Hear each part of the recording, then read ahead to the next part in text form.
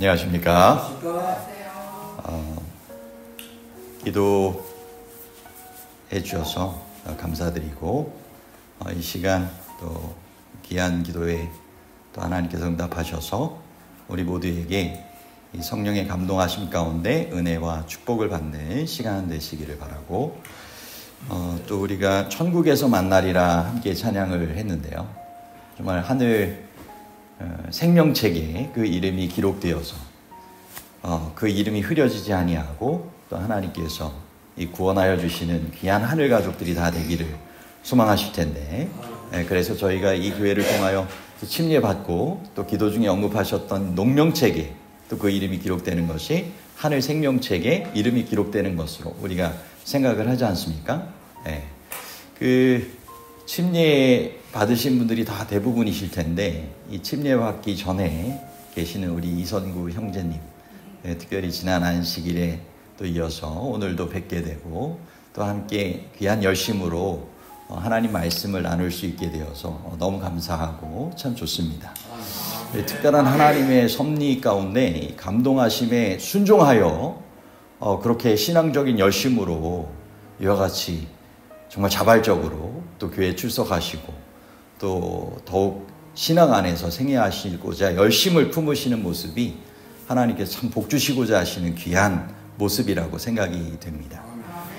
특별히 명절을 보내면서 제가 한 가지 특별한 경험을 했습니다. 이 주로 인사발령이 3월 달에 대부분이 났었잖아요. 그러니까 주로 추석, 설 명절이 끝나고 나서야 이제 주로 발령 받아가지고 옮겨지게 되고, 그 이후에 바로 이제 대신방 이어서 이렇게 하게 되는 일정인데, 이 2월에 제가 인사 발령 받고 설 명절을 보내니까 이 특별했던 거는, 먼저는 이 성도님들과도 더 이렇게 알 기회를 좀 더 가질 수 있는 기회가 된 것 같아요. 특별히 설날이 안식일이었죠. 그렇다 보니까 이 가족들이 또 함께 오셨을 때 더불어 이렇게 성전에서 뵙게 되면서 알게 되는 그런 이 성도의 교제도 있었고, 또 개인적으로 또 가정으로 이렇게 찾아오시면서 이 자녀와 함께 또 오시면서 이 교회에서 뵙지 못했어도 또 교회 그 예배 때는 뵙지 못했어도 이렇게 따로 이렇게 뵙게 되면서 알게 되는 그런 경우도 있었고요. 그리고 저도 이제 새롭게 인사이동돼서 새로운 임지로 왔다 보니까 이 가족 간에 제가 또 부임하게 된 이 교회로 사택으로 궁금해가지고 또 이렇게 방문하면서 또 함께 교제도 나누고 또 축복도 나누고, 이런 면들이 참 특별하게 갖게 되었던 이점이었다라고 생각이 됩니다. 여러분도 이 명절 잘 보내셨습니까? 오늘 명절 이후에 맞이하는 일상의 첫날 화요일 저녁 예배에 또 열심을 품고 또 주예전에 참여하신 여러분 모두를 진심으로 환영하고 하나님의 말씀으로 함께 축복하기 원합니다. 오늘은 지난 시간에 이어서 개인적 신앙 부흥의 단계라고 하는 책 두 번째 시간을 갖고자 합니다. 지난번에는 이 서론에 대한 내용을 좀 나눴다고 하면, 오늘은 그 제1장 예수님께서 주신 가장 귀중한 선물이라고 하는 이 내용을 함께 나누려고 합니다. 제가 이전에 교회에 있었을 때 이것을 그 예배 내용으로 다뤘던 경우가 있었는데, 그땐 코로나 시절이었어요. 제가 개인적으로 제 방에서 그때 당시만 해도 교회에서 이제 실시간으로 바로 할 수 있는 장비가 갖춰 있지 않아서 제가 개인적으로 관심이 있어서 실시간으로 방송할 수 있는 장비를 방에 이제 갖춰 놓은 다음에 이 방에서 그 시간대에 실시간으로 성도님들 들어오시고 또 함께 하면서 이 방송을 통하여서 이 말씀을 나눴던 것이 생각이 납니다. 그리고 이 말씀이 또 영상을 통하여서 또 오디오를 통해서 나눠졌을 때 다른 그 신앙하시는 성도님과 또 사모님들 그룹 또 그리고 여러분들이 관심 있게 또 검색하시고 또 활용하시고 또 고맙다라고 인사 나누시는 그런 시간이 있었습니다. 등단하기 전에 말씀을 들어보니까 우리 이기용 장로님을 통해서 이 내용들이 계속적으로 다뤄질 때 필요되는 교재로 또 신청하셔서 함께 또 활용하실 수 있도록 주문할까 또 생각도 하시던데, 교회에서 함께 의논하셔가지고 필요에 맞게 주문을 하시든지 또 제공을 하든지 함께 의논을 하면 좋겠다라고 생각이 됩니다. 오늘은 그 내용 가운데 예수님께서 주신 가장 귀중한 선물 성령입니다. 그래서 성령에 대해서 함께 살펴보는 그런 내용을 갖겠습니다. 먼저 첫 번째로 나눠지게 되는 내용은 예수님께서 주신 가장 귀중한 선물, 이 성령을 통한 이 역사로 어떤 삶의 변화를 경험했는지에 대한 간증입니다. 그 개인의 간증에 보면 첫 번째로는 첫사랑을 되찾았다라고 하는 것입니다. 예. 한 여신도가 이제 본인의 간증으로 이 저자에게 보내온 내용입니다. 저는 제 친구와 함께 재림 준비를 위한 기도와 헌신의 40일과 개인적 신앙 부흥의 단계를 번갈아 가며 세 번째 공부하는 중입니다. 이것이 이제 제시되는 방법이 두 분이서 짝을 이루어서 함께 공부하는 거거든요. 그래서 내가 개인적으로 살펴본 내용에 대해서 은혜 받은 내용을 함께 나누고 또 기도의 제목으로 서로를 위하여 기도해 줄 수 있는 그런 것이 가장 바람직하게 제시되는 그러한 내용입니다. 그래서 두 분이 짝을 이뤄서 이 내용을 다루면 그만큼 영적인 그런 교제도 되고 특별한 그러한 관계로 이렇게 신앙적인 유대감이 생기게 되는 것들을 보게 되더라고요. 그래서 이분도 그렇게 이 세 번째 재림 준비를 위한 기도와 헌신의 40일과 개인적 신앙 부흥의 단계를 번갈아 가면서 그렇게 공부하는 중이었습니다. 그런데 이 두 교재를 발견하기까지 신앙의 삶이 이 첫사랑을 잃어버린 것과 같은 좀 해이해진 그런 신앙의 삶을 살아가고 있었다라고 하는 것입니다. 그런데 간절한 마음으로 첫사랑이 회복되기를 원하면서 이와 같은 영적 부흥을 위한 그러한 성령 기도 운동에 함께 참여하였을 때 드디어 사랑의 하나님께서 참 기이한 방법으로 기도에 응답하셔서 기도하는 신자들과 구도자들에게 성령께서 역사하시는 경험을 통하여 그러한 첫사랑, 신앙의 그런 뜨거움을 회복하게 되었다라고 하는 것입니다. 그래서 이와 같은 이 성령의 역사 가운데 그와 같은 하나님과의 첫사랑, 그러한 성령의 뜨거움을 경험을 하게 됐다라고 하는 것이고, 두 번째 분의 간증은 예수님께서 이 삶에 들어오시는 체험을 하게 되었다라고 하는 간증입니다. 오랫동안 참 신앙의 삶 가운데 무엇인가 결핍되어 있다라고 하는 것을 공통적으로 좀 생각을 하고 있었는데, 지금은 예수님께서 삶에 들어오셔서 변화시켜 주시는 놀라운 특권을 누리며 살아가고 있다라고 하는 것입니다. 그래서 예수님께서 당신께 이끄시기 위해 오늘도 내 안에서 일하시고 계시는 것을 내가 경험하고 있다라고 간증하고 있는 것입니다. 앞서 제가 설명드렸던 내용 가운데도 나오고 앞으로도 강조되는 내용 가운데 나오지만, 이 성령님을 통하여서 예수님께서 우리 안에 함께 거하시는 삶을 살게 해주시겠다라고 약속하신 것입니다. 영으로서. 그래서 그러한 방법을 통하여서 내 안에 예수님께서 마음의 소원을 품게 하시고, 그리고 그 가운데서 예수님께서 함께 하시며 살아갈 수 있는 그와 같은 능력으로 역사하시는 것들을 경험하게 된다라고 하는 것입니다. 그래서 마치 그 성령의 그 기름 부음을 통하여서 이 운전할 때 차가 개인이 힘으로 끌려고 하는 그런 차는 정말 아무리 힘주고 해도 쉽지 않잖아요. 그죠? 움직이기가. 그런데 이 기름이 있을 때 그 차가 그 제 기능을 하는 것처럼 성령의 기름을 통하여 예수님께서 내 안에 계실 때 그것이 그분의 뜻에 따라서 그분의 소원과 그분의 능력의 역사를 통하여서 그것이 사라지게 되는 그러한 삶을 체험하게 된다라고 하는 것입니다. 그리고 우리의 삶의 운전대를 그분께 내어드려라, 뭐 이런 얘기도 있지 않습니까? 실제 그분께서 내 안에 들어오셔서 마땅히 그분께서 품게 하시는 생각으로, 그분께서 도우시는 능력으로 살게 되는 그런 삶을 살도록 순간순간마다 예수님의 이름으로 구하게 되는 것이고, 그와 같이 예수님께서 삶 속에 들어오셔서 동행하시는 삶을 체험하게 된다라고 하는 것입니다.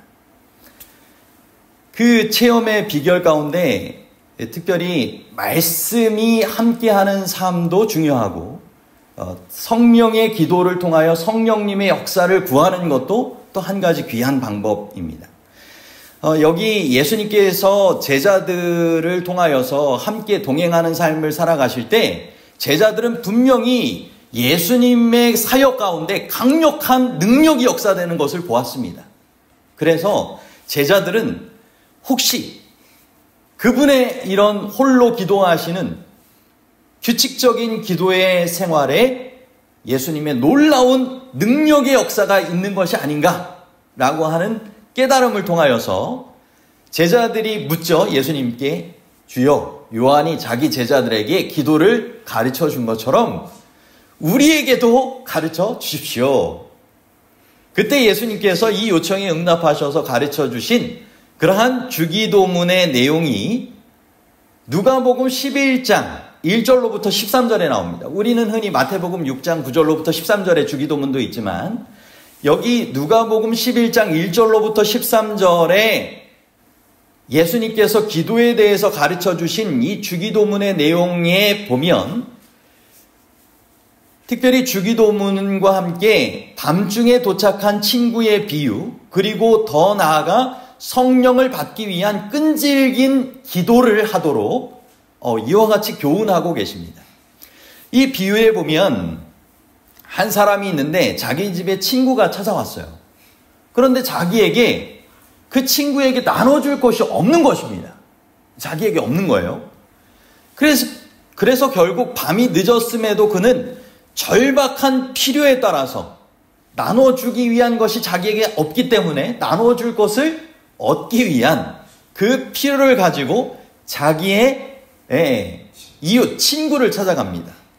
그리고는 떡 3덩이를 구워달라고 요청을 하게 됩니다.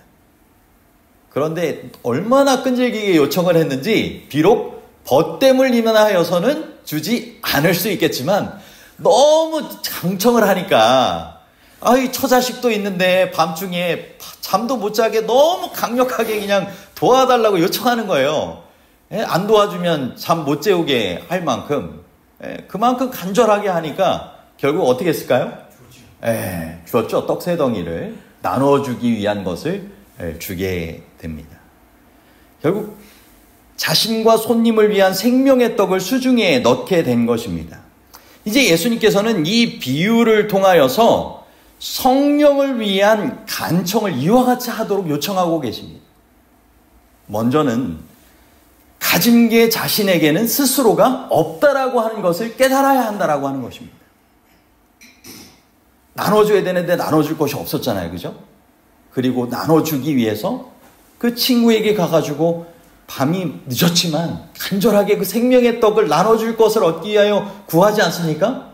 오늘 우리에게도 어떤 면에서 하나님께서 이 생명의 그 은혜를, 구원의 은혜를 나누도록 무엇을 구하라고 하세요? 성령을 구하라고 하신 건 아니겠습니까? 근데 우리 스스로에게는 그것을 나눠줄 게 없는 것입니다. 결국 주님께서 약속하신 방법대로 무엇을 구해야 하는 거예요? 성령의 그러한 능력, 은혜를 구해야 하는 것입니다. 이것을 통하여서 구하라, 그러면 너희에게 주실 것이요 라고 하는 말씀을 이어서 말씀하시는 것입니다. 그래서 이 말씀을 통하여서 특별히 성령을 간절하게 구할 것을 10번 이상이나 강조하셨다라고 이렇게 표현하고 있는데요. 그 성경 말씀이 누가복음 11장 9절로부터 13절입니다. 누가복음 11장 9절로부터 13절입니다. 성경책 가신 분들은 한번 좀 찾아가지고 펴서 보시면 좋겠습니다. 이 킹 제임스 번역에서는 이렇게 기록을 하고 있는데요. 여러분의 성경 번역과 한번 비교해 보면서 보시면 좋겠습니다. 또 내가 너희에게 말하노니 구하라 그러면 너희에게 주실 것이요 찾으라 그러면 너희가 찾을 것이요 두드리라 그러면 너희에게 열릴 것이니라. 구하는 자마다 받을 것이요 찾는 이는 찾을 것이요 또 두드리는 자에게는 열릴 것이라. 너희 가운데 누가 아비된 자가 있어 아들이 빵을 달라는데, 여기서 달라는 데는 이제 구하는 대로 우리가 생각해 볼 수 있겠죠. 구하라 하셨던 것처럼 구하는데 돌을 주며 생선을 달라는데, 생선을 구하는데 생선 대신 뱀을 주겠느냐. 또 알을 달라는데 구하는데 전갈을 주겠느냐. 너희가 악하다 할지라도 너희 자녀에게 좋은 선물을 줄 알거든 하물며 하늘에 계신 너희 아버지께서 구하는 자에게 성령을 주시지 않겠느냐 하시더라. 아멘. 이 성경절을 통하여서 구하라고 하는 의미를, 여기 달라라고 하는 표현도 이 구하라라고 하는 의미와 맞기 때문에 그것을 6번에 사용을 하신 것으로 우리가 생각해 볼 수 있고요. 구하라를 강조하기 위하여 찾으라, 이것을 2번을 사용을 하셨습니다. 두드리라, 이것도 2번을 사용하셨어요. 도합 10번이라고 하는 이 반복되는 내용을 통하여서 성령을 지속적으로 구하라 라고 강조하여서 말씀하셨다라고 하는 것입니다. 특별히 그 마지막으로 구하라라고 하는 이 단어는 원래 성경이 기록된 이 단어의 형태로 보면 현재 진행형으로 계속 지속적으로 구하라는 삶을 살아가야 한다라고 강조하여 말씀하셨다라고 하는 것입니다. 그러므로 우리가 성령을 구하는 것은 한 번에 그칠 것이 아니라 지속적으로 매일같이, 매일의 삶 속에서도 계속적으로 구해야 한다라고 하는 것입니다.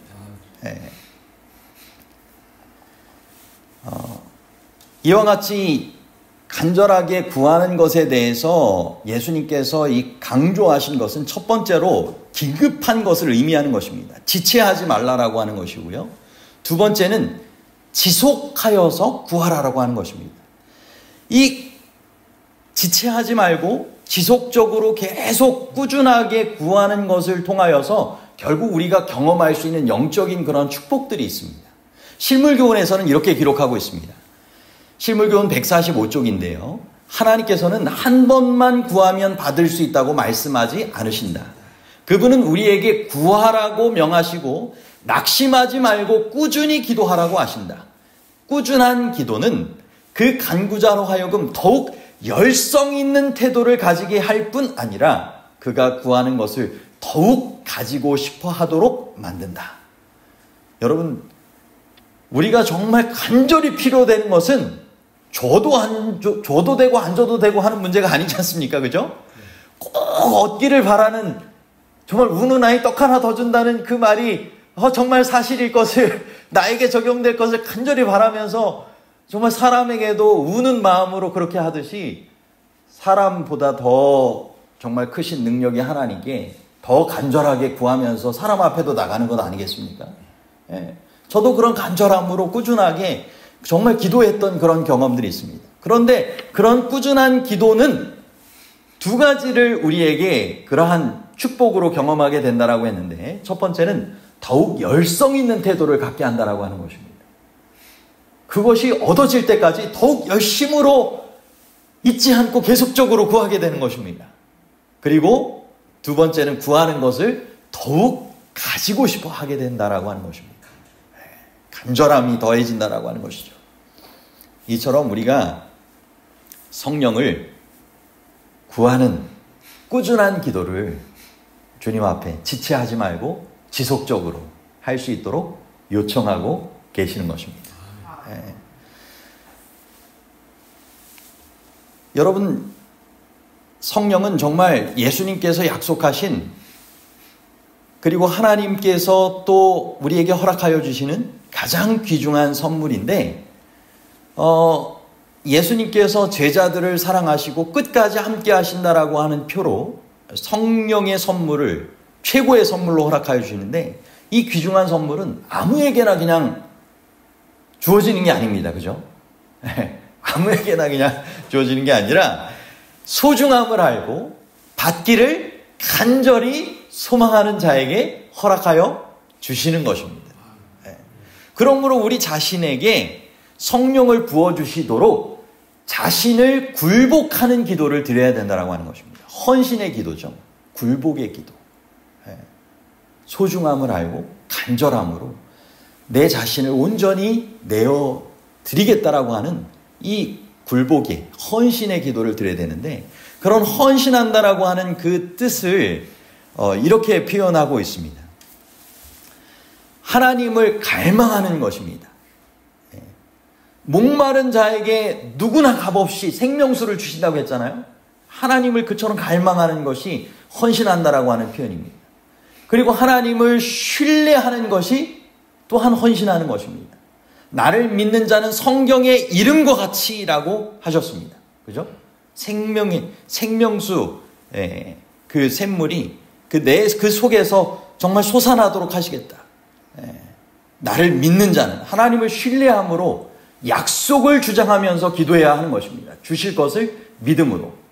또 한 가지는 하나님을 신뢰한다라면 자신을 전적으로 맡기는 삶이 필요하다라고 하는 것입니다. 하나님께 쓰임받기 위하여 전적으로 내 자신을 내어드리겠다. 로마서 12장 1절에서도 너희 몸을 하나님이 기뻐하시는 거룩한 산 제물로 드리라. 이것은 우리의 삶을 그분 앞에 내어드리는 헌신의 삶을 요청하시는 것 아니겠습니까? 그죠?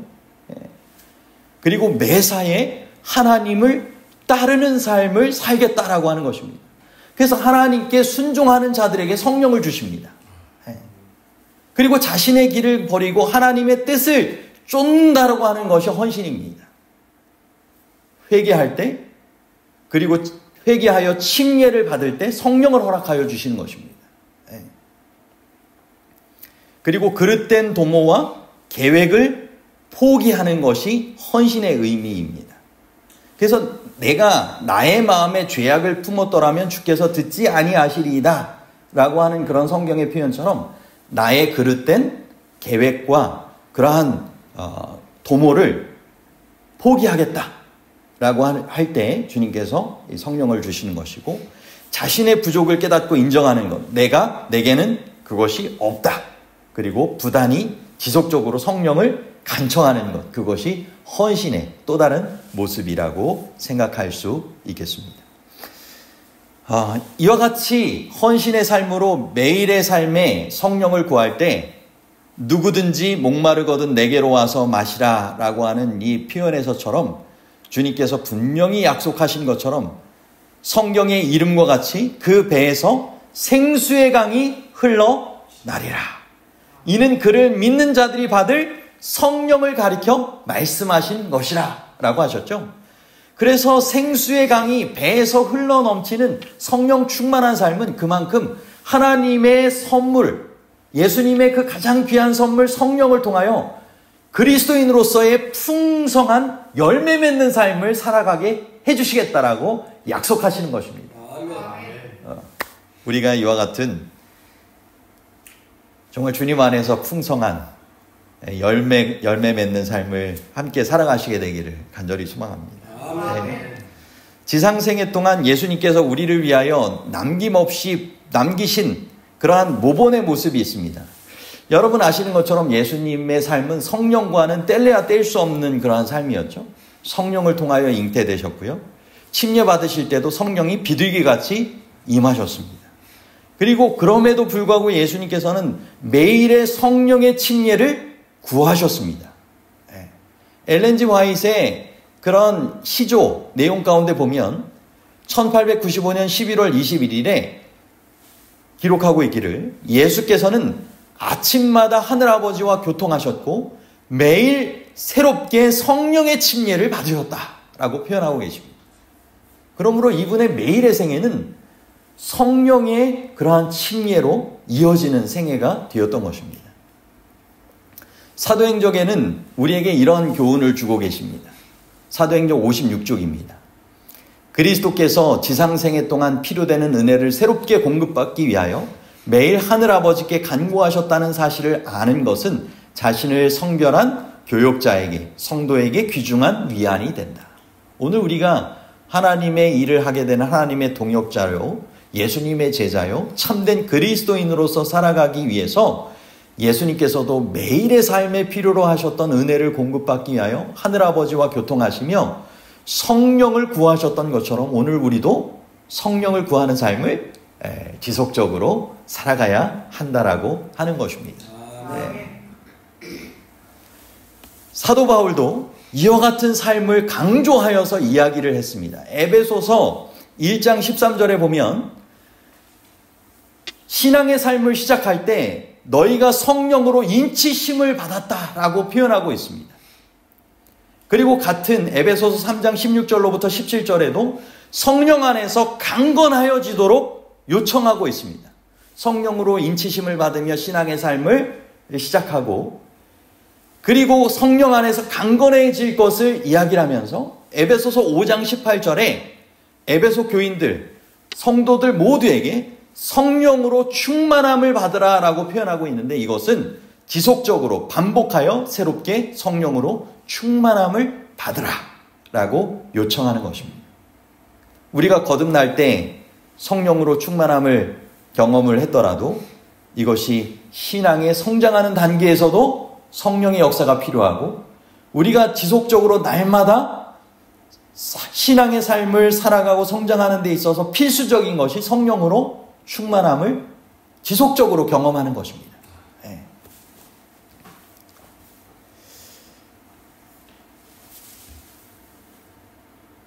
예수님의 이 고별 설교에 대해서 특별히 성령에 대해서 강조를 하시지 않으셨습니까? 제자들에게 기쁨과 희망의 기별로 예수님이 떠나가는 대신에 성령을 주시겠다라고 약속하신 것입니다. 그것이 요한복음 16장 7절입니다. 아마 제자들이 깜짝 놀랐을 것입니다. 요한복음 16장 7절에 그러나 내가 너희에게 실상을 말하노니 내가 떠나가는 것이 너희에게 유익이라. 내가 떠나가지 아니하면 보혜사가 너희에게로 오시지 아니할 것이요 가면 내가 그를 너희에게로 보내리니 라고 말씀하고 있습니다. 아니 제자들이 그동안 예수님과 함께 동행하고 해서 너무나 좋았는데 예수님께서 이제 떠나가시면서 떠나가는 것이 도리어 유익하다라고 말씀하시는 것입니다. 이 참 예수님이 부재하게 된다라고 하는 것 참 제자들에게는 큰 삶의 차이가 있었을 것입니다. 그죠? 이번 명절을 통하여서 제가 새롭게 느낀 것은 지난 연도에 저희 그 장모님이 한 7월 달 말에 주님 안에서 잠드셨고 저희 어머니가 12월 달에 돌아가셨어요. 이 양가 어머니가 명절에 계시지 않으니까 참 명절의 분위기가 좀 사뭇 다르더라고요. 근데 그렇게 정말 사랑으로 함께 대했던 그 어머니라고 하는 그 존재가 계시지 않으니까 명절을 보내면서도 마음에 계속 좀 그리움과 그런 생각나시는 그런 부분들이 분명히 있더라고요. 근데 제자들에게도 예수님의 그런 존재가 얼마나 이 성령의 약속이 없었으면 지속적으로 정말 그 채워지지 않는 그런 그리움과 그죠? 그 존재의 그 공허함을 가지고 살아갔겠습니까? 그죠? 그런데 그 제자들에게 예수님께서 떠나가는 것이 도리어 유익하다. 너희와 함께 내가 보혜사로 있었던 것처럼 또 다른 보혜사, 너희와 함께 있는 존재를 보내주시겠다라고 약속하시면서 무엇을 약속하신 거예요? 성령을 약속하신 것입니다.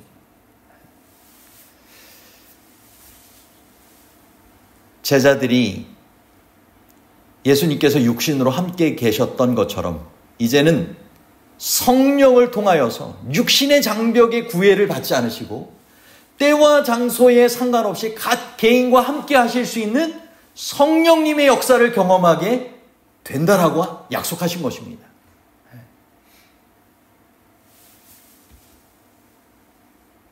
여러분, 육신의 한계를 뛰어넘어 때와 장소에 상관없이 나와 함께 하시는 예수님을 경험할 수 있도록 성령님을 보내주시는 경험, 제자들이 분명히 하고 그들의 삶이 바뀌지 않았습니까? 그죠? 네.